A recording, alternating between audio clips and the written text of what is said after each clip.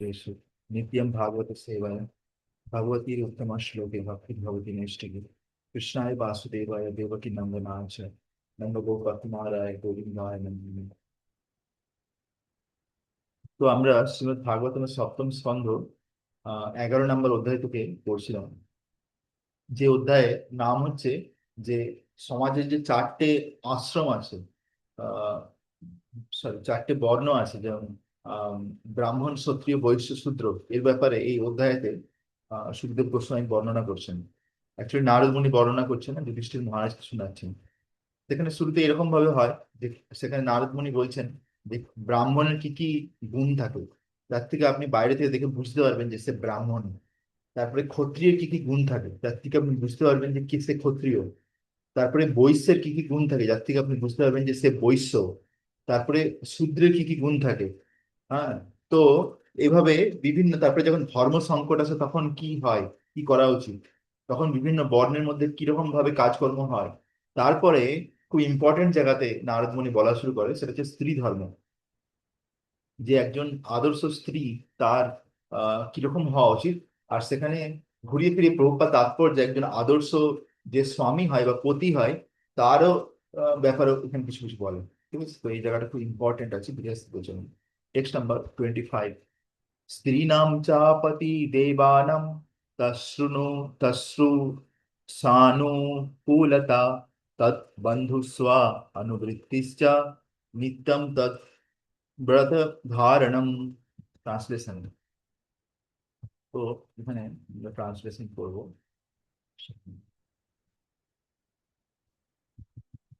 Translation, two render service to the husband. সবার প্রথমে কি বলছে, আহ পত্নী বা স্ত্রীর প্রথম কর্তব্য কি। এখানে স্ত্রী মানে যেটা বলতে চাইছে সেটা হচ্ছে বিবাহিত, বিবাহিত স্ত্রী। হ্যাঁ। তো তো এখানে বলছে বিবাহিত স্ত্রীর প্রথম কর্তব্য হচ্ছে তার স্বামীর সেবা করা। হুম। তারপর second, to be always favourably disposed toward the husband. আর স্বামীর প্রতি সবসময় অনুকূল ভাবে আচরণ করে, অনুকূল ভাবে।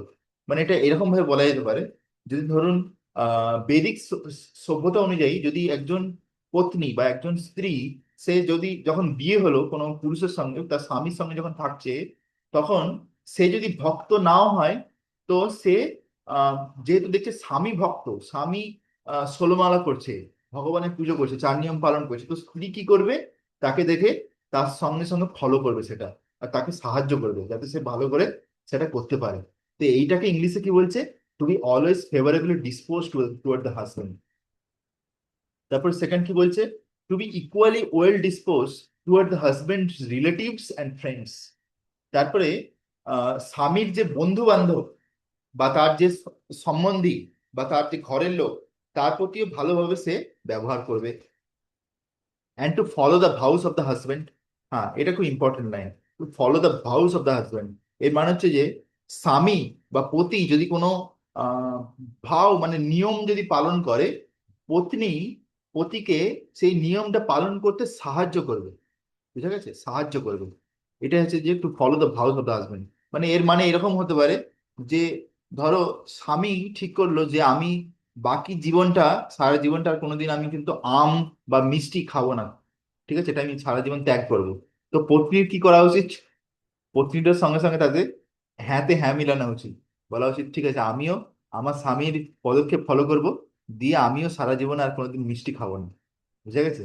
যেমন আমরা উদাহরণ দেখতে পাই যে যখন ধৃতরাষ্ট্রের সঙ্গে গান্ধারীর বিবাহ হয়েছিল, তখন ধৃতরাষ্ট্র যেহেতু তখনকার দিনে বিয়ের আগে এখনকার যেমন ছেলে মেয়ে একে অপরের সঙ্গে দেখা করে, অনেক কিছু হয়ে যায়, সেসব কিন্তু হতো না। ঠিক আছে, তখন পরিবারের লোকে ঠিক করতো, তাতেই বিবাহ হয়ে যেত। তো গান্ধারী জানতো না যে তার এমন একজনের সঙ্গে বিবাহ হচ্ছে যে অন্ধ। ঠিক আছে। যখন গান্ধারী যখন ধৃতরাষ্ট্রকে বিবাহ করে যখন হস্তিনাপুর এসেছিল, তারপর সে তার স্বামীর সঙ্গে মানে মানে মিলানোর জন্য, জীবনটাকে মেলানোর জন্য সে কি করেছিল, চোখেতে কাপড় বেঁধে দিয়েছিল, যাতে তার স্বামী যেহেতু চোখে দেখতে পায় না, আর সে যদি চোখে দেখতে পায় তাহলে এরকম মনে হবে যে আমার স্বামী আমার থেকে মানে যোগ্যতায় ছোট, মানে ছোট, নিচু, এটা যাতে মনে না হয় কখনো। তো সেই জন্য সে কি করেছিল, সে তার চোখেতে কাপড় বেঁধে দিয়েছিল। তো এর থেকে আমরা বুঝতে পারি এরকম ভাবে, and to follow the house of the husband. এরকম ভাবে অনেক রকম উদাহরণ আছে আরো। যেমন ধরো দেখা যায় যে কখনো কখনো স্বামী যদি কখনো ভক্তিতে উন্নত থাকে, সে ধরো বললো যে আমি পুরুষোত্তম মাসে ব্রত করব। পুরুষোত্তম মাসে কি ব্রত করব?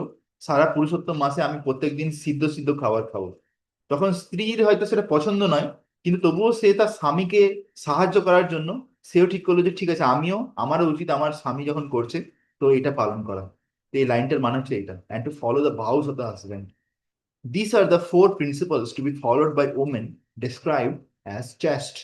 তো এই যে চারটে এখানে জিনিস বলা হলো, চারটে জিনিস, এই চারটে জিনিস যদি কোনো নারী ফলো করে বা স্ত্রী যদি ফলো করে, তাহলে তাকে শাস্ত্র তাকে বলছে এই স্ত্রী হচ্ছে সতী নারী। আর এইগুলো যদি ফলো না করে তাহলে কিন্তু সে অসতী। ঠিক আছে? তো শাস্ত্র খুব স্ট্রিক্ট। তো এটা আমার কথা নয়, এটা শাস্ত্রের কথা। তো এইভাবে আমাদেরকে ফলো করা উচিত। তারপরে এখানে পারপোর্ট দিচ্ছে শিলা Prabhupada. It is very important for peaceful household life that a woman follow the vows of her husband. বলছে একটা গৃহস্থ জীবনে সুখে শান্তিতে যদি থাকতে চায় গৃহস্থরা, তাহলে একজন নারীকে বা স্ত্রীকে তার স্বামী যে সমস্ত নিয়ম কানুন বা শপথ পালন করছে আধ্যাত্মিক জীবনে, সেগুলো কিন্তু তাকেও পালন করা উচিত। Any disagreement with the husband's ভাও উইল ডিসরাপ্ট ফ্যামিলি লাইফ। যদি এই স্বামীর যে ইচ্ছা, তার বিরুদ্ধে যদি কিছু অন্য ইচ্ছা হয় পত্নী বা স্ত্রীর, তাহলে কি হবে? তার গৃহস্থ জীবন কখনো সুখের হবে না। ঠিক আছে? তো in this regard Chanakya Pandit gives a very valuable instructions. হ্যাঁ। তো চাণক্য পণ্ডিত একটা খুব ভালো ইনস্ট্রাকশন দিচ্ছে। দাম্পত্য কলহ নাস্ত্রী তত শ্রী স্বয়ং আগতা। When there are no fights between husband and wife, the goddess of fortune automatically comes to the home.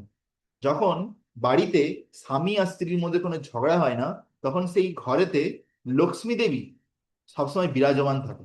বুঝা গেছে? মানে যেই ঘরেতে স্বামী স্ত্রী দুজনে ধর্ম পালন করে, একে অপরের সঙ্গে সাহায্য করে আধ্যাত্মিক জীবনে মিলেমিশে আছে, তা সেই ঘরেতে লক্ষ্মী দেবী সাক্ষাৎ বিরাজমান থাকে, এরকম বলছে। A woman's education should be conducted along the lines indicated in this verse. তো দেখুন এখানে আমরা আজকালকার দিনে দেখতে পাই যে বেটি বাঁচাও বেটি পড়াও অভিযান চলছে ভারতে। হ্যাঁ, মেয়েদেরকে বাঁচাও আর মেয়েদেরকে পড়াও। কিন্তু এখানে শাস্ত্র কি বলছে? যে মেয়েদেরকে পড়ানো মানে এরকম নয় যে লাস্টে তারা একা একা টাকা কামাবে, তারপরে তারা কি করবে, ছোটখাটো জামা কাপড় পরবে, তারপরে তারা যা ইচ্ছা করবে, বিবাহ করবে না, সবকিছু করে ফেলবে, তারপরে তারা ইন্ডিপেন্ডেন্ট হয়ে যাবে, তাদের মানে যা ইচ্ছা করবে, এইরকম নয়। এরকম ভাবে পড়াশোনা দিয়ে কোনো লাভ নেই। এখানে শাস্ত্র কি বলছে? এখানে বলছে একজন স্ত্রীর আসল শিক্ষা কি, to should be conducted along the lines indicated in this verse. বলছে এই যে তাৎপর্যের উপরে যে ট্রান্সলেশন আছে, অনুবাদ, সেখানে যে লাইনগুলো লেখা আছে, এইগুলো যদি কোনো স্ত্রী পালন করে, তার মানে মানতে হবে যে তার আসল শিক্ষা সে লাভ করেছে। বুঝা গেছে? সে যদি স্কুলে কলেজে গিয়ে বিশাল কিছু ডিগ্রি করে নিল, অনেক টাকা কামাচ্ছে, কিন্তু তার স্বামীর কথা মানে না, নিজে যা ইচ্ছা করছে, তাহলে কিন্তু সে অ্যাকচুয়ালি শিক্ষিত নয়, বা সেই স্ত্রীর সেই শিক্ষার কোনো মূল্য নেই। বুঝা গেছে? তো the basic principle for a chaste women, chaste women মানে হচ্ছে যে সতী নারী, chaste women is to be always favourably dispose toward her husband. তো ফার্স্ট এবং প্রথম লক্ষণ একটা সতী নারীর কি, সে সবসময় তার স্বামীর মতেতে হ্যাঁতে হ্যাঁ মিলাবে। আর সেকেন্ড কি, তাকে সবসময় সাহায্য করবে, ফেভারেবলি ডিসপোজ মানে, মানে যেমন আমরা শিলা প্রভুপাদের, আমি এখন প্রভুপাদ লীলামৃত পড়ছি, প্রভুপাদের বায়োগ্রাফিতে দেখি যে প্রভুপাদ যখন ভক্তি সিদ্ধান্ত সরস্বতী ঠাকুরের কাছে দীক্ষা নিল, তখন ভক্তি সিদ্ধান্ত সরস্বতী ঠাকুরের ওখানে যারা গৃহস্থরা দীক্ষা নিত, স্বামী স্ত্রী একসঙ্গে দীক্ষা নিত। তো সেই জন্য প্রভুপাদ তার স্ত্রীকে বলছে, রাধারানীকে বলছে যে রাধারানী, এরকম আমি আমার গুরুদেবের কাছ থেকে দীক্ষা নেব, তুমিও চলো, তুমিও দীক্ষা নেবে, চলো আমরা দুজনে একসঙ্গে স্বামী স্ত্রী দীক্ষা নেব। তখন প্রভুপাদের স্ত্রী বলছে, না না না, আমি অত দীক্ষা টিক্ষা নিতে পারবো না, অত নিয়ম আমার দ্বারা পালন হবে না। কিন্তু সে চা খেত। ঠিক আছে, প্রভুপাদের স্ত্রী চা খেত। তো যেহেতু দীক্ষা নিলে তাকে চা খাওয়াটা ছেড়ে দিতে হবে, তাই না? তো সেটা তার পক্ষে সম্ভব নয়। তো সেই জন্য সে কি করলো, ভক্তি সিদ্ধান্ত সরস্বতী ঠাকুরের মতন মহান ভক্ত, শুদ্ধ ভক্ত, তার কাছ থেকে দীক্ষা নেওয়ার যে সুযোগ ছিল, সেটা ছেড়ে দিল, ভাবো। ঠিক আছে? তো এটা এটা কিন্তু মানে, মানে অ্যাকচুয়ালি সতী নারীর লক্ষণ নয়। অ্যাকচুয়ালি যে সতী নারী, সে সবসময় তার নিজের ইচ্ছার থেকে বেশি বা নিজের খুশির থেকে বেশি সে স্বামীর খুশির দিকে বেশি দেখবে। In the Bhagavata Gita it is said, স্ত্রীসু দুসাৎসু বার্ষ্ণেয়া জায়তে বর্ণ সংকরা। ভাগবত গীতাতে বলছে, if the women are polluted, there will be বর্ণসংকর population. হ্যাঁ, তো এটা খুব ইম্পর্টেন্ট। বলছে যে ভাগবত গীতাতে বলছে যদি স্ত্রীরা, সমাজের নারীরা বা স্ত্রীরা যদি দূষিত হয়ে যায়, তখন কি হবে? সমাজে অনেক বর্ণ সংকরের জন্ম হবে। যেমন আমি কালকে অভিনব নিমাই প্রভুকে বলছিলাম যে এরকম একটা মন্দিরে বাচ্চা ছেলে এসছে, যে ভগবানের প্রদীপগুলো যেখানে জ্বলছে সেখানে পা দিয়ে নিভিয়ে দিচ্ছে। তো কিরকম ধরনের শিক্ষা বা কিরকম ধরনের সংস্কার নিয়ে জন্মেছে, বা কিরকমই তার মা বাবা তাকে সংস্কার দিচ্ছে যে মন্দিরে যেখানে প্রদীপ জ্বলছে শুভ জিনিস তার উপরে পা দিয়ে নিভাচ্ছে, একটা অপরাধ করছে। হ্যাঁ, তো এইগুলো যে বর্ণ সংকরের লক্ষণ। যখন মা বাবা দুজনের মধ্যে ভালো ভক্তি থাকে না, ভক্তি করে না, আর তার মধ্যে যদি স্ত্রী যে আছে সে যদি অসতী হয়, আর স্বামী যে আছে সে যদি ভালো ভক্ত না হয়, আর দুজনের যদি মানে গর্ভধান সংস্কার করে যদি সে সন্তান উৎপন্ন না করে, সে যদি মানে ইন্দ্রিয় তৃপ্তির ইচ্ছায় মানে যা হোক করে সন্তান উৎপন্ন হয়ে গেছে, তার সেরকম সন্তান হচ্ছে এরকম হয়। সমাজে বর্ণ সংকর মানে সমাজ একটা ডিস্টারবেন্স, হ্যাঁ, উৎপাত করে আর কিছু না। ইন মডার্ন টার্মস দ্য বর্ণসংকর আর দ্য হিপিস। প্রভুপাদ বলছে আমি আমেরিকাতে এসেছি, এখানে রাস্তাঘাটে যেসব ছেলেমেয়েরা পড়ে আছে, তারা রাস্তাঘাটে সবকিছু করছে, যা ইচ্ছে তাই করছে, এরা হচ্ছে বর্ণসংকর। Who do not follow any regulative injunction, এরা কোনো নিয়ম পালন করে না। Another explanation is that when the population is বর্ণসংকর, no one can know who is on what platform. তারপর আরেকটা জিনিস এখানে বলছে, যখন সমাজে বর্ণসংকর ভরে যায়, তখন কেউ বলতে পারে না যে কে কোন স্তরেতে আছে। হ্যাঁ, কে ব্রাহ্মণ কে ক্ষত্রিয় কেউ বুঝতে পারে না। দ্য বর্ণাশ্রম system scientifically divide society into 4 বর্ণাস অ্যান্ড 4 আশ্রমস। তো বর্ণাশ্রম ধর্ম যে আছে, এইটা কি করে সমাজে 4টে বর্ণ আর 4টে আশ্রম ডিভাইড করে দেয়। বাট ইন বর্ণাসংকর society there are no such distinction.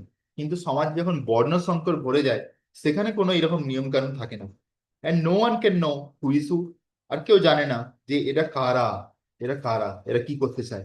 In such a society no one can distinguish between a Brahmin, Kshatriya, Vysya and শূদ্রা। এই ধরনের সমাজে আপনি ব্রাহ্মণ, ক্ষত্রিয়, বৈশ্য আর শূদ্রের মধ্যে তফাৎ করতে পারবেন না। যেমন আমরা আজকাল দেখতে পাই যে আমাদের বাঙালিদের মধ্যে দুর্গা পুজোও করব, আবার কি বলে পুরোহিতকে ডাকবো, তার সঙ্গে আমরা দুর্গা পুজোর সময় মাছ মাংস ডিমও খাবো, তার সঙ্গে 4টি নিয়মকে ভঙ্গ করব। আবার দুর্গা পুজোর যে পান্ডালটা হবে সেইটা আবার বিভিন্ন রকম ফ্যাশনে হবে, মানে মন্দিরে তাতে ছিটে ফোটাও থাকবে না। এগুলো হচ্ছে বর্ণসংকরের লক্ষণ। বুঝা গেছে? মানে আমি ভালো নেব, খারাপও নেব, কিন্তু ভালোটা করব না, খারাপই করবো। বুঝা গেছে? এটা হচ্ছে বর্ণসংকর এরকম। For peace and happiness in the material world, the Varnashram institution must be introduced. হুম, তো সমাজে যদি আমরা সুখ শান্তি চাই তাহলে বর্ণাশ্রম ধর্ম খুব জরুরি। The symptoms of one's activities must be defined and one must be educated accordingly. Then spiritual advancement will automatically be possible. ঠিক আছে? এই নিয়মগুলো যদি পালন হয় তাহলে আধ্যাত্মিক জীবনে উন্নতি হবে, শুধু আমাদের নয় পুরো সমাজের উন্নতি হবে। তারপর টেক্সট নাম্বার 26-27। सम्मार्जनोपले पाभ्यं गृहो मण्डना वर्तनै स्वयं च मण्डितो नितं परिमृष्टा परिच्छदा उमैर् उच्च वाचै स्वाध्वी पराश्रयेण दमेन च वाक्यै सत्यै प्रियै प्रेम्णा काले काले भजेत् पतिम्। ট্রান্সলেশন এটাও, এটা সেকেন্ড শ্লোকা, যেটাতে নারদ মুনি যুধিষ্ঠির মহারাজকে স্ত্রী ধর্মের ব্যাপারে বলছেন। আ চ্যাস্ট ওমেন মাস্ট ড্রেস নাইসলি। দেখুন, এখানে অনুবাদে শিলা প্রভুপাদ লিখছেন যে একজন সতী নারী, তাকে সবার প্রথমে কি করা উচিত? ভালোভাবে জামা কাপড় পরা উচিত, ভালোভাবে জামা কাপড় পরা উচিত। মানে সে বৈদিক শাস্ত্রে যেরকম ভাবে বলেছে, স্বাস্থ্যসম্মত ভাবে জামা কাপড় পরা উচিত। ঠিক আছে? মানে স্ত্রীদের যে শরীরটা, সেইটা শরীরটা একটা একটা লজ্জা আছে, সেটাকে যদি ঠিকঠাক করে যদি ঢেকে ঢেকে রাখে তাহলে সেটা সম্মান হয়। কিন্তু আজকালকার দিনে আহ সেই জিনিসটা হচ্ছে না, সেই জন্যে সমাজে অধঃপতন হচ্ছে। তো সেখানে ফার্স্ট জিনিস বলছে যে একজন স্ত্রীর উচিত সবার প্রথমে ভালোভাবে কাপড় জামা পরা অ্যান্ড ডেকোরেট হারসেলফ। তারপরে ভালোভাবে কাপড় জামা পরে নিজেকে সুন্দরভাবে সাজিয়ে রাখবে, ডেকোরেট হারসেলফ। এই নয় যে না আমি সিম্পল কাপড় জামা পরেছি ভালো করে, কিন্তু কোনো কিছুই নেই, যেমন যেমন কোনো সিঁদুর নেই, কিছুই নেই, মানে বোঝা যাবে না যে তার বিয়ে হয়েছে কি হয়নি। সেজন্য এখানে বলছে ডেকোরেট হারসেলফ। তারপরে কি বলছে, উইথ গোল্ডেন অর্নামেন্ট। তারপরে শরীরে মিনিমাম কিছু সোনা থাকা উচিত একজন মানে মানে বিবাহিত স্ত্রীর শরীরে। যেমন আমি আমার মাকে দেখেছি যে নাকে হয় একটা ছোট্ট নাকের থাকবে যেটা সোনার, বা হয়তো কানে একটা কানের থাকবে দুদিকে যেগুলো সোনার, নালে হাতে একটা বালা থাকবে যেটা সোনার, আর নালে গলায় একটা চেইন থাকবে সেটা সোনার। মিনিমাম অ্যাটলিস্ট একটা জিনিস শরীরে সোনা থাকবে। এটা হচ্ছে একটা মানে আহ বিবাহিত স্ত্রীর জন্য শুভ, এটা শুভ, যেটা শাস্ত্র বলছে এটা পালন করা উচিত। কিন্তু আজকালকার দিনে হার্ডলি আমরা দেখতে পাই যে কেউ সোনা পরছে, সবাই ইমিটেশন পরছে, ইমিটেশন। কেউ সোনা পরে না, মানে যে এত গরিব যে সোনা কেনার ক্ষমতা নেই, অথচ সবার হাতে হাতে 10,000 টাকার এক একটা করে মোবাইল ঘুরছে। অথচ একটু একটা ছোট্ট একটা সোনার মানে নাকের নথও কেনার মতো ক্ষমতা নেই, কিন্তু মোবাইল কেনার জন্য বা আরো অনেক কিছু কেনার জন্য টাকা চলে আসে। ঠিক আছে, এত গরিব সবাই। তো এখানে বলছে যে, তারপরে কি বলছে, এই যে সোনার গয়নাটা যে স্ত্রী পরবে, সেটা হচ্ছে যে স্বামীর খুশির জন্য। যে যখন ধরো স্বামী আসবে, দেখবে যে আমার স্ত্রী ভালোভাবে জামা কাপড় পরে আছে বা শরীরে কিছু ভালো সোনার জিনিস পরে আছে, দেখে খুশি হবে যে সে খুশিতে আছে, ঠিকঠাক ভাবে আছে। এটা বলছে শাস্ত্রে। Always wearing clean and attractive garments. দেখুন এখানে কি বলছে, যে স্ত্রীকে পরিষ্কার পরিচ্ছন্ন কাপড় পরা উচিত, নোংরা কাপড় পরা উচিত না, নোংরা কাপড় পরা উচিত নয়। ঠিক আছে, তারপরে কি বলছে, she should sweep and clean the house hold with water and other liquids so that the entire house is always pure and clean. বলছে একজন যে স্ত্রী, তার কি করা উচিত। দেখুন আজকালকার দিনে আমরা দেখতে পাই লোক ঘরে কাজের লোক রাখে, কাজের লোক এসে ঝাড়ু দেবে, কাজের লোক এসে রান্না করবে, কাপড় কাচবে। আর ঘরের যে স্ত্রী সে কি করবে, পায়ের উপর পা তুলে পা দুলাবে আর টিভিতে সিরিয়াল দেখবে। হ্যাঁ না, এরকম দেখতে পাই আজকাল ঘরে। কিন্তু শাস্ত্র কি বলছে, স্ত্রীকে নিজেকে, তার নিজের ঘরকে ঝাড়ু দেওয়া উচিত নিজে হাতে। তারপর কি করা উচিত, ভালো করে ঝাড়ু দিয়ে পোছা দেওয়া উচিত প্রত্যেক দিন। তারপরে the house hold with water, তারপর কিভাবে ঝাড়ু পোছা দেওয়া উচিত সেটাও বলছে। প্রথমে জল দিয়ে বা জলের সঙ্গে কিছু ভালো লিকুইড মিশাতে হবে, যেমন লাইজল বা বিভিন্ন জিনিস পাওয়া যায়। হ্যাঁ, দিয়ে এরকম কিছু ভালো জিনিস দিয়ে যাতে ঘরে একটা সুগন্ধ ছাড়ে। এখানে লিখে দিয়েছে, so that entire house is always pure and clean, যাতে ঘর সবসময় শুদ্ধ থাকে, শুদ্ধ। হ্যাঁ, বা কেউ কেউ যদি বলে যে প্রভু আমার অত লাইজল টাইজল কেনার মতন ক্ষমতা নেই, তাহলে আমি তাকে বলবো যে সিম্পল জিনিস করো প্রভু। তুমি এসে যে আমাদের গোশালা আছে, গোশালা থেকে গোমূত্র নিয়ে আসো, একটা দেশি গায়ের গোমূত্র প্রত্যেকদিন অল্প অল্প করে নিয়ে আসো, দিয়ে নিয়ে এসে জলের ভিতরে একটু মিশিয়ে দাও, দিয়ে মিশিয়ে দিয়ে সেই জলটা দিয়ে তুমি পুরো ঘরটা পরিষ্কার করো। ঠিক আছে, তাতে তোমার ঘর শুদ্ধ হয়ে যাবে। ঠিক আছে, পিওর অ্যান্ড ক্লিন। তারপরে কি বলছে, she should collect the household paraphernalia. তারপরে তার ঘরের জন্য কি যা যা জিনিসপত্র লাগবে তার কিনা উচিত। হ্যাঁ, and keep the house always aromatic. তা এখানে স্পেসিফিক্যালি মেনশন করছে এই পয়েন্ট, কি বলছে এই পয়েন্টটা, keep the house always aromatic. ঘরে সবসময় একটা সুগন্ধ যেন ছাড়ে, সুগন্ধ। কিভাবে সুগন্ধ ছাড়বে ঘরে, উইথ ইনসেন্স, যাতে ঘরে ভালো ধূপ জ্বালাবে, ধূপ। ঠিক আছে, ধূপ জ্বালাবে। তারপরে ফ্লাওয়ার্স, ধূপ জ্বালাবে এই নয় যে যেখানে সেখানে ধূপ জ্বালিয়ে দিলাম। ঘরে ভগবানকে ভালো ভালো ধূপ জ্বালাও। ঘরে দরকার হলে দিনে 3 4 4 বার ধূপ জ্বালাও, ভালো ভালো কোয়ালিটির ধূপ, ভগবানের খুশির জন্য। তারপরে সেটা ভগবানের কাছে নিচেতে জ্বালিয়ে রেখে দাও স্ট্যান্ডে, সেখান থেকে পুরো ঘরেতে ধোঁয়া ছড়িয়ে যাবে, সুগন্ধ হয়ে যাবে। তারপরে কি বলছে, ফ্লাওয়ার্স, ভালো ভালো মানে ফুল যেগুলোতে সুগন্ধ আছে, সেই রকম ধরনের ফুল ভগবানকে দেওয়া উচিত, সাজানো উচিত, যে সেই ফুলের গন্ধে গোটা ঘরটা ভরে যাবে। And must be ready to execute the desires of her husband. আর স্ত্রী কি করা উচিত, স্বামীর যেটা ইচ্ছা সেই অনুযায়ী কিছু কাজকর্ম করা উচিত। যদি ধরো ধরো স্বামী কখনো বললো ঘর থেকে বেরোনোর সময় যে আহ আজকে আমার হচ্ছে দুপুরবেলা মোচার সবজি খাওয়ার ইচ্ছা আছে। ঠিক আছে, যে সে ধরো স্বামী মোচা কিনেও দিয়ে গেছে, সবকিছু দিয়ে গেছে, কিন্তু পত্নী স্ত্রী কি করলো, সে একটা মিক্স ভেজ বানিয়ে দিল, মোচার সবজি বানানো হলো। তো বললো যে ও অনেক খাটনি আছে, ও পরে দেখা যাবে, পরে বানাবো। ঠিক আছে, তাহলে এরকম ভাবে কিন্তু শাস্ত্র বলছে না যে এই স্ত্রী হচ্ছে সতী নারী। সতী নারী যে হবে, তাকে যে ধরো তার স্বামী যেটা বলেছে, তার উচিত সেটাকে পালন করা। ঠিক আছে, যে স্বামীর ইচ্ছা পূর্ণ করা। And being modest and truthful. Yes, modest and truthful এর মানে কি, সত্যি কথা বলা, মিথ্যে কথা বলা উচিত না। আজকালকার দিনে সমাজে অধর্ম হচ্ছে, তার কারণ কি হচ্ছে, মিথ্যে কথা বলা, মিথ্যে কথা বলা।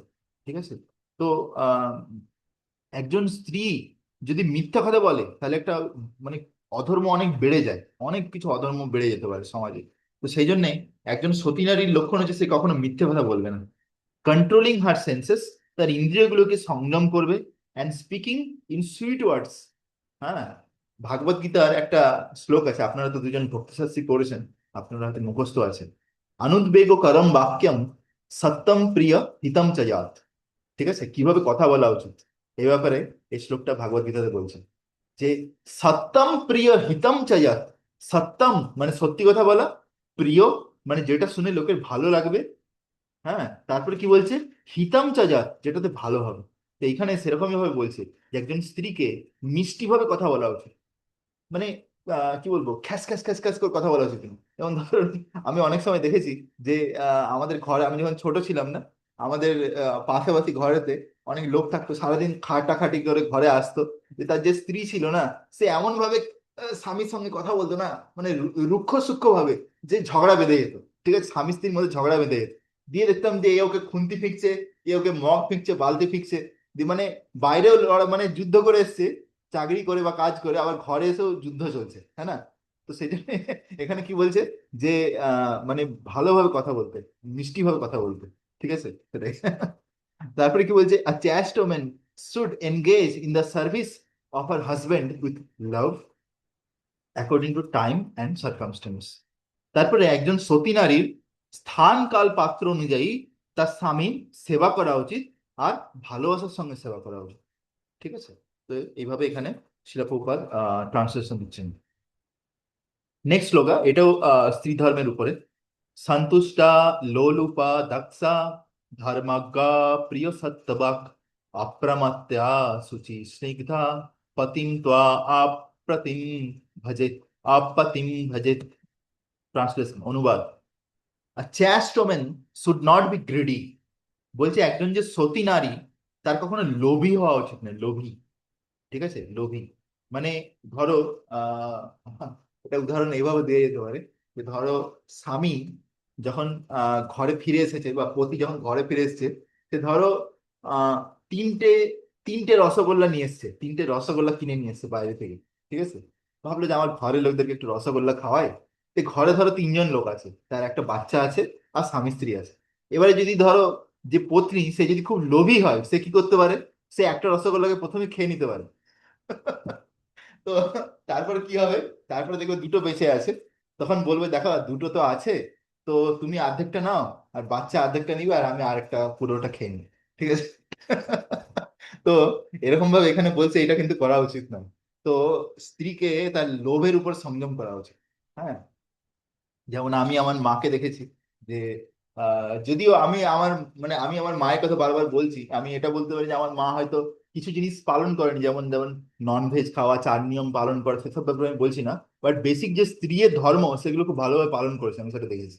অনেক সময় দেখেছি যে ঘরে খাবার কম আছে, তখন আমার বাবাকে বেশি করে দিয়েছে, আমাকে বেশি করে দিয়েছে, তারপরে নিজের জন্য এইটুকু বেঁচেছে সেটাই খেয়েছে সন্তুষ্ট। কোনোদিন কমপ্লেন করেনি যে এতটা কম কেন হয়েছে বা কিছু, এরকম আমি কোনোদিন দেখিনি, আমি ছোটবেলা থেকে যতদিন ছিলাম বাড়িতে। তো তো সেটা এখানে বলছে যে একজন স্ত্রীকে লোভী হওয়া উচিত নয়, অ্যাটলিস্ট সতী নারীকে, but satisfied in all circumstance. সমস্ত পরিস্থিতিতে তার সন্তুষ্ট থাকা উচিত। ঠিক আছে, স্ত্রী যদি অসন্তুষ্ট হয়, তাহলে কিন্তু গৃহস্থ জীবনে কোনোদিন শান্তি থাকবে না। তার সমস্ত পরিস্থিতিতে সন্তুষ্ট থাকতে হবে। ঠিক আছে, সি তো এইখানে এখানে যে সন্তুষ্টর ব্যাপারটা আসছে, স্যাটিসফাইড ইন অল সার্কামস্টেন্স, এর মানেটা এরকম হতে পারে যে অনেক সময় হয়তো আহ, আহ, ঘরেতে আমরা দেখেছি যে যারা সতী স্ত্রী হয়, তার ধরো স্বামী মাসে ধরো অনেক কম টাকায় উপার্জন করে নিয়ে আসছে, তবু স্ত্রী সেই কম টাকাতে কিভাবে অ্যাডজাস্ট করতে হয় সেভাবে নিজেকে মানিয়ে নিচ্ছে, যাতে তার স্বামীর সঙ্গে কোনো ঝামেলা না হয়, বা সে স্বামীকে এইরকম কখনো না বলে যে আরে এত কম টাকায় কি করে ঘর চলবে। আর না, এরকম নয়। যেমন আমি আমি বারবার আমি অনেককে বলি যে আমরা আজকাল ইসকনেতে এখানে অনেকে অনেক ভালো টাকা ইনকাম করে, কিন্তু আমি একবার ইসকন পানিহাটি থেকে আসছিলাম কলকাতাতে, তখন দেখছিলাম যে একটা ভক্তের সঙ্গে দেখা হলো। সেই ভক্তটা হচ্ছে দিন মজুর। তার সে হচ্ছে যে দিন মজুর মানে যে লেবার খাটে বিভিন্ন জায়গাতে। তারা, সে বলছে আমি মাসে মাত্র 10,000 টাকা ইনকাম করি, তারপরে একটা ঝুবড়ি ঘরেতে থাকি। তো কিন্তু ভক্ত ষোলোমালা করে 4 নিয়ম করে, আর তার আবার তার নিজের ঘর, নিজের বাচ্চা ছাড়া আবার তার শাশুড়ি শাশুড়ি মাও তার ঘরে থাকে। তবু যে সে কি করে সেই টাকায় ঘর চালাচ্ছে আমি তো কিছু খুঁজে পেলাম না। তো তার যে স্ত্রী আছে সেও কিন্তু সেরকম ধরনের সতী স্ত্রী, যে তার পতিকে কখনো কমপ্লেন করে না যে এইরকম ভাবে কি করে ঘর চলবে, সে এনি কন্ডিশনে কোনো রকম ভাবে সে কিন্তু অ্যাডজাস্ট করে। তো সেইটাই এখানে বলছে, এইটাই হচ্ছে মানে যে স্যাটিসফাইড ইন অল সার্কামস্টেন্স, সমস্ত পরিস্থিতি সে ভালো হোক আর খারাপ দুটো পরিস্থিতিতেই সন্তুষ্ট থাকা। বুঝা গেছে, দুটোকেই ভগবানের কৃপা হিসাবে মেনে নেওয়া। She must be very expert in household affairs and should be fully conversant with religious principle. একজন স্ত্রী তার ঘরের জিনিসপত্র সামলানো, ঘরকে মেনটেন করা, ঘরের কাজকর্ম করাতে এক্সপার্ট হবে, and should be fully conversant with religious principal. তার সঙ্গে সঙ্গে পুরোপুরি ধর্ম পালন করা উচিত, মানে যেটা প্রভুপাদ দিয়েছেন। She should speak pleasingly. হ্যাঁ দেখুন এখানে আবার দ্বিতীয়বার বলছে, তার মিষ্টি ভাবে কথা বলা উচিত যাতে শুনে ভালো লাগবে, অ্যান্ড ট্রুথফুলি, তার সঙ্গে সঙ্গে সত্যি কথা বলা উচিত, and should be very careful. হ্যাঁ, ভেরি কেয়ারফুল অ্যান্ড অলওয়েজ, আর খুব সাবধানে থাকা উচিত, and always clean and pure, সবসময় শুদ্ধ এবং পরিষ্কার পরিচ্ছন্নভাবে থাকা উচিত। Thus a chaste woman should engage with affection in the service of a husband who is not fallen. The last লাইনে কি বলছে, এইভাবে একজন সতী স্ত্রী কি করা উচিত, তার স্বামীর সেবা করা উচিত, যদি যদি তার স্বামী হ্যাঁ পতিত না হয়। বুঝা গেছে, মানে এখানে কি বলতে চাইছে, যে স্বামীকেও কিন্তু মানে ধার্মিক হতে হবে। ঠিক আছে, ধরো স্বামী বলছে যে আরে আমার স্ত্রী পতিব্রতা নয়, আমার স্ত্রী অত সতী স্ত্রী নয়, আমার স্ত্রী এইরকম আপনি যেরকম ভাবে বলছেন এখানে লাইনগুলো ভাগবতমে, এরকম ভাবে সেবা করছে না, অথচ সে যে বলছে স্বামী, সে নিজে ভালো ভক্ত নয়, সে নিজে ভালো করে নিয়ম পালন করে না। হ্যাঁ, তো তার তাহলে সে কেন আশা করছে যে তার তার স্ত্রী তাকে খুব ভালোভাবে সেবা করবে? এখানে শাস্ত্রে কি বলছে, শাস্ত্রে বলছে যে স্বামীকেও কিন্তু সেই লেভেলে ভালো হতে হবে, মানে অ্যাটলিস্ট ভালো ভক্ত, ভালোভাবে সবকিছু নিয়ম পালন করবে, তাহলে সে আশা করতে পারে যে তার স্ত্রী তার ভালোভাবে সেবা করবে। বুঝা গেছে, সেটা হচ্ছে এখানে বলছে purport. According to the injunction of Jaggabalka, an authority of religious principle, Asudhe Sampratiksyohi Mahapataka Dusita.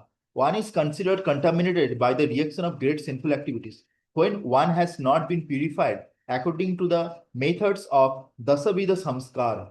In Bhagavad Gita, however, the Lord says, Namam Duskriti no Mudha Prapadante Naradhama. হ্যাঁ, তো এখানে এখানে যে আগের লাইনটা হলো সেখানে বলছে কেউ যদি দশবিধ সংস্কার হয়, জীবনে অনেকগুলো সংস্কার হয়, যেমন অন্নপ্রাশন সংস্কার হয়, জাতকর্ম সংস্কার, তারপরে বিবাহ সংস্কার, তারপরে গর্ভধান সংস্কার, এরকম অনেক কিছু, তারপরে আরো অনেক কিছু সংস্কার হয়। এই সংস্কারগুলো যদি যদি না হয় তখন কি হয়, তখন বর্ণ সংকর হয়, বর্ণ সংকর। হ্যাঁ, তারপরে ভাগবত গীতাতে ভগবান কি বলছে, যে যারা মিসক্রিয়েন্ট মানে দুষ্কৃতী, তারা কখনো আমার কাছে শরণাগতি নেয় না, তারা হচ্ছে নরাধম বা তারা হচ্ছে অভক্ত। শ্রী চৈতন্য মহাপ্রভু বলেছে, যেই ভজে সেই বড় অভক্ত হীন ছাড়ো। Anyone who is a devotee is a sinless. এর মানে হচ্ছে যে যে কৃষ্ণ ভক্ত সে কিন্তু সমস্ত পাপ থেকে ধীরে ধীরে মুক্ত হয়ে যায়। One who is not a devotee, যে ভক্ত নয়, however is the most fallen and condemned, সে হচ্ছে সব থেকে পতিত আর সব থেকে নিচু স্তরে আছে। ইট is recommended therefore that a chaste wife is not associate with a fallen husband. তো সেই জন্য শাস্ত্রে বলছে যে একজন সতী স্ত্রীকে কখনো পতিত স্বামীর সঙ্গ করা উচিত নয়। এখানে বলছে পতিত স্বামীর সঙ্গ করা উচিত নয়। A fallen husband is one who is addicted to the four principal of sinful activity. এবার এখানে বলছে যে একজন পতিত স্বামীকে, একজন পতিত স্বামী হচ্ছে সে যে 4টে নিয়ম পালন করে না। ঠিক আছে, তার মানে আমরা কি বুঝতে পারছি, শুধু ব্রহ্মচারীদের জন্য নয়, গৃহস্থদেরকেও 4টে নিয়ম পালন করতে হবে ঠিক করে। ঠিক আছে, তো যেই স্বামী গৃহস্থ জীবনে আছে অথচ 4টে নিয়মগুলো ঠিক করে পালন করছে না, সে হচ্ছে পতিত স্বামী। তো তার তার যদি সেবা নাও করে, তার থেকে যদি দূরেও থাকে তাও চলবে, কোনো অসুবিধা নেই, কারণ শাস্ত্র অলরেডি তার প্রমাণ দিয়ে দিচ্ছে। Specifically, if one is not a soul surrendered to the supreme personality of godhead, he is to be understood to be contaminated. বলছে, এবার দ্বিতীয় লাইনে প্রভুপাদ আরো ক্লিয়ারলি বলছে যদি আমরা দেখি যে এইরকম কোনো স্বামী যে ভগবানের ভক্ত নয়, ভগবানের শরণাগতি গ্রহণ করেনি, তার ভিতরে অনেক নোংরা আছে, তাহলে মানতে হবে যে সেই ব্যক্তি হচ্ছে পতিত। Thus a chaste woman is advised not to agree to serve such a husband. তো সেই জন্য শাস্ত্রে বলছে যে সতী নারীর, হ্যাঁ সতী নারী বা ধার্মিক নারীর সেরকম যদি অভদ্র স্বামী বা পতিত স্বামী যদি জুটে ভাগ্যে, কপাল খারাপ থাকে, তার যদি সেবা নাও করে তবুও চলবে। It is not that a chaste woman should be like a slave while her husband is a নারাধামা। তো এখানে বলছে যে এরকম নয় যে একটা স্ত্রী তার বিয়ে হলো মানে সে একজন মানে দাসীর মতন হয়ে গেল পুরোপুরি, আর আর স্বামী যে যত খারাপ হোক আর যাই হোক তবু তার সেবা করতে হবে, এরকম কিন্তু শাস্ত্র বলছে না। Although the duties of a woman are different from those of a man, যদিও শাস্ত্রে বলছে যে স্ত্রীর ধর্ম পুরুষের ধর্ম থেকে অনেকটা আলাদা, a chaste woman is not meant to serve fallen husband। হ্যাঁ, কিন্তু একজন অসতী নারী, তার যদি কপালে একজন খারাপ পুরুষ জুটে, তার যদি সেবা নাও করে তবুও সেটা চলবে। If her husband is fallen, যদি তার স্বামী পতিত হয়, it is recommended that she give up his association, তাহলে উচিত যে সেই স্ত্রীর তার সঙ্গ ত্যাগ করে দেওয়া। Giving up the association of her husband does not mean however that a women should marry again, thus indulge in prostitution. এবারে বলছে যে স্বামীকে ত্যাগ করে দেওয়া মানে এই নয় যে সে আবার আবার আরেকটা বিয়ে করবে বা একটা বেশ্যাবৃত্তি করবে। If a chaste woman unfortunately marries a husband who is fallen, she should live separately from him। বলছে যদি একজন সতী স্ত্রী একজন এরকম কোন পুরুষকে বিবাহ করে যে অনেক পতিত, তাহলে সে তার থেকে আলাদা থাকতে পারে, কিন্তু তার মানে এই নয় যে তাকে আবার বিবাহ করতে হবে। Similarly, a husband can separate himself from a woman who is not chaste according to the description of the শাস্ত্র। দেখুন এবার কি বলছে, এখানে কি বলছে, সেরকম ভাবে একজন স্বামী সে যদি ধার্মিক হয়, আর সে যদি দেখে যে তার ভাগ্যে একটা এরকম স্ত্রী জুটলো যে ধার্মিক নয় বা সতী স্ত্রী নয়, তাহলে সেও কিন্তু তাকে ত্যাগ করতে পারে। Okay, the conclusion is that a husband should be a pure Vaishnava. এবার লাস্টে প্রভুপাদ সারমর্ম দিচ্ছেন যে স্বামীকে হওয়া উচিত একজন শুদ্ধ ভক্তের মতন উন্নত। তারপর কি বলছে, and that a women should be a chaste wife. আর একজন স্ত্রীর কিরকম হওয়া উচিত, সে একজন সতী নারী হওয়া উচিত। And all symptoms described in this regard. আর এই যে আগের শ্লোকগুলোতে যা যা নিয়ম বলা হয়েছে সেই নিয়মগুলো যেন স্ত্রী পালন করে, then both of them will be happy and make spiritual progress in Krishna consciousness. তাহলে দুজনেই সুখী হবে আর দুজনেই কৃষ্ণ ভক্তিতে অনেক উন্নতি করবে।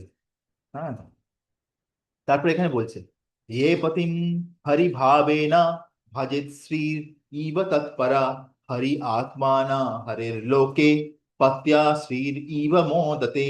এটা স্ত্রী ধর্মের ব্যাপারে বলছে। The women who engages in the service of her husband, যে স্ত্রী তার স্বামীর সেবাতে লেগে আছে, following strictly in the footstep of goddess of fortune. বলছে লক্ষ্মী দেবীকে দেখুন, যে ক্ষীর সাগরে ক্ষীরোদকসায়ী বিষ্ণু শুয়ে আছে, তার পদসেবা কে করছে, লক্ষ্মী দেবী। যে গর্ভ সমুদ্রতে গর্ভদক্ষায় বিষ্ণু শুয়ে আছে, তার পদসেবা কে করছে, লক্ষ্মী দেবী। যদি লক্ষ্মী দেবীর এত ক্ষমতা, এত শক্তি, এত ধন ধন সম্পদ, এত সৌন্দর্য, এত গুণ আছে, তবুও সে কি করছে, তার স্বামীর বিনম্রভাবে সেবা করছে। ঠিক আছে, তো এর থেকে আমরা কি বুঝতে পারি, যেই স্ত্রী তার স্বামীর ভালোভাবে সেবা করছে, সেবাতে লেগে আছে, সে হচ্ছে লক্ষ্মী দেবীর পদচিহ্ন অনুসরণ করে জীবনে এগোচ্ছে। ভাবুন কত সুন্দরভাবে এখানে নারদমণি বলছেন। And surely return home back to godhead. আর সেই স্ত্রী অবশ্যই ভগবত ধামে যাবে এই জীবনের শেষে। মানে ভাবুন যে কত বড় সুবিধা, যদি স্বামী যদি ভালো স্বামী হয়, ভালো ভক্ত হয়, আর যদি তার স্ত্রী যদি ভালো ভক্ত নাও হয়, তবু সে যদি ভালো করে তার স্বামীর সেবা করে, সে যেহেতু তার স্বামীর ভালো করে সেবা করেছে, সেজন্য সে ভগবদ্ধাম চলে যাবে। ভাবো জাস্ট কত বড় ডিসকাউন্ট, কত বড় ডিসকাউন্ট স্ত্রীদের জন্য। হ্যাঁ সেটাই, উইথ আর ডিভোটি হাজবেন্ড। তারপরে এখানে কি বলছে, তার স্বামীর সঙ্গে দুজনে মিলে একসঙ্গে ভগবদ্ধাম যাবে। হ্যাঁ, মানে এর থেকে আমরা কি বুঝতে পারি, এর থেকে বুঝতে পারি যদি কেউ দুজনের মধ্যে স্বামী বা স্ত্রীর মধ্যে কেউ যদি আগে চলে যায়, সে আগে গিয়ে উপরে একটা লোক আছে যেখানে ওয়েটিং হল আছে, সে ওয়েটিং হলে গিয়ে কিছুদিন থাকবে, তারপরে সেখানে যখন তার স্ত্রী আসবে বা স্বামী আসবে, তো দুজনে মিলে একসঙ্গে যাবে ভগবত ধাম। ঠিক আছে, তারপর কি বলছে, and lives very happily in the Vaikuntha planet. তারপরে দুজনে মিলে একসঙ্গে ভগবত ধামে গিয়ে সেখানে সুখে শান্তিতে থাকবে, ভগবানের সেবা করবে। বুঝা গেছে? দেখেন খুব সুন্দরভাবে নারদ মুনি বলছেন। হ্যাঁ, তারপর তাৎপর্য যেখানে প্রভুপাদ লিখছেন, the faithfulness of goddess of fortune is the ideal for chaste women. একজন সতী নারীর উচিত যে লক্ষ্মী দেবীর উদাহরণকে ফলো করা, যে লক্ষ্মী দেবী কত বিশ্বস্ত। হ্যাঁ, সেটাই তো। দ্য ব্রহ্ম সংহিতা শেষ, লক্ষ্মী সহস্র শত সম্মম সেব্যমানম। হ্যাঁ, যে বৈকুণ্ঠ লোকে ভগবান বিষ্ণু যেখানে আছে, সেখানে হাজার হাজার লক্ষ লক্ষ কোটি কোটি লক্ষ্মী দেবী ভগবানের সেবা করছে। আর গোলক বৃন্দাবন, যেখানে সাক্ষাৎ শ্রীকৃষ্ণ পরম পুরুষোত্তম ভগবান বিরাজমান আছেন, সেখানে লক্ষ লক্ষ কোটি কোটি গোপীরা ভগবানের সেবা করছে। হ্যাঁ, যারা প্রত্যেকে কিন্তু লক্ষ্মী দেবীর থেকে কেউ কোনো দিক থেকে কম নয়। A woman should serve her husband as faithfully as the goddess of fortune.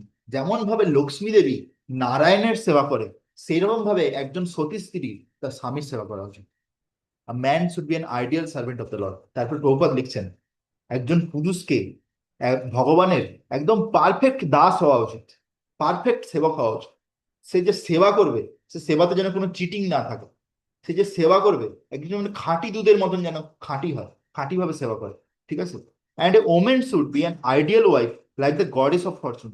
আর যে স্ত্রী হয় তাকে এরকম, যেমন লক্ষ্মী দেবীর পদচিহ্ন অনুসরণ করে, তাকে একজন সতী স্ত্রীর মতন হওয়া উচিত। Then both husband and wife will be so faithful and strong that by acting together they will return home back to God. তো এইভাবে যখন স্বামী স্ত্রী দুজনেই যখন ভালোভাবে ভক্তি করে, ভালোভাবে বিশ্বাসের সঙ্গে গৃহস্থ জীবন পালন করে, তখন কি হয়, দুজনে একে অপরকে ভক্তি জীবনে সাহায্য করে। আর এইভাবে দুজনে একসঙ্গে ভগবত ধামে ফিরে যায়, back to god head, without a doubt. এতে কোনো সন্দেহ নেই। তো এই সম্বন্ধে শিল মাধবাচার্য একটা শ্লোক লিখেছে, হরির অস্মিন স্থিতি ইতি স্ত্রীণাম ভার্তরি ভাবনা শিষ্যানাম চ গুরো নিত্যম শুদ্ধিরানাম ব্রাহ্মণাদিষু ভ্রাতানাম স্বামিনী তথা হরি ভাবা উদারিতা। A woman should think of her husband as the supreme lord. দেখো এখানে কি বলছে, যেমন আমরা আহ গুরুদেবকে কিরকম ভাবে মনে করি, যে আহ আহ যস্য প্রসাদ ভগবত প্রসাদ। হ্যাঁ, সাক্ষাৎ হরিত্বেন সমস্ত শাস্ত্র। সমস্ত শাস্ত্র কি বলছে, গুরুদেব হচ্ছে যে ভগবানের মতনই পূজনীয়, পরম পূজনীয়। আমরা যখন ভগবানকে পুজো করি তার আগে আমরা গুরুদেবকে প্রদীপ দেখাই, তারপরে ভগবানকে প্রদীপ দেখাই। তো সেই রকম ভাবে একজন স্ত্রীকে, তার স্বামীকে ভগবানের মতন ভাবেই সম্মান করা উচিত।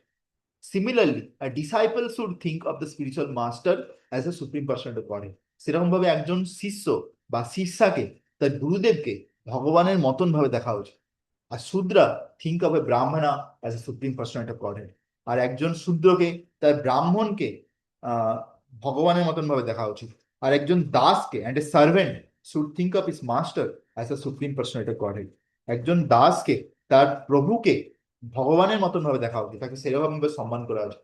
In this way all of them will automatically become devotees of the Lord. এইভাবে প্রত্যেকে ভগবানের ভক্ত হতে পারে। In other words, by thinking in this way all of them will become Krishna conscious. আর এইভাবে প্রত্যেকে কৃষ্ণ ভাবনামৃত হয়ে যাবে। ওকে, যাই হোক, তো this was very very important shloka. এগুলো খুব গুরুত্বপূর্ণ শ্লোক ছিল, যে শ্লোকটির ব্যাপারে আমরা আলোচনা করলাম। সেজন্য আমি এগুলো আপনাদেরকে শেয়ার করলাম। অ্যান্ড ইউনো, আজকাল আমরা সমাজে যা কিছু দেখছি, যে যা কিছু অধর্ম হচ্ছে, যা কিছু হচ্ছে, তার একটা প্রধান কারণ হচ্ছে যে, ফার্স্ট কারণ হচ্ছে যে যারা পুরুষ বা স্বামী, তারা ভগবানের ভক্ত নয়। আর তারা সবকিছু নিয়ম কানুন ভালো করে পালন করে না। আর তারপরে কি, দ্বিতীয় কি, যারা স্ত্রী, তারা